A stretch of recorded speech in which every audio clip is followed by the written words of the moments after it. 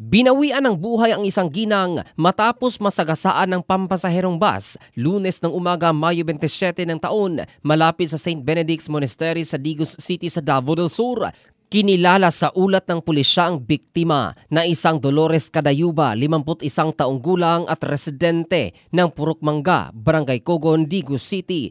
Sa inisyal na investigasyon ng Digos City Police Station, binabagtas ng ginang ang daan sa nasabing lugar nang mabangga ng bus na minamaneho ng isang alias Richard, 46 na taong gulang mula sa Barangay Malabuan, Matalam, Cotabato. Dahil sa lakas ng impact, nagtamo ng maraming sugat at bali sa katawan ang biktima na agad nitong ikinimatay. Samantala, pansamantalang nakakulong ngayon sa Digos City Police Station ang driver ng naturang bus.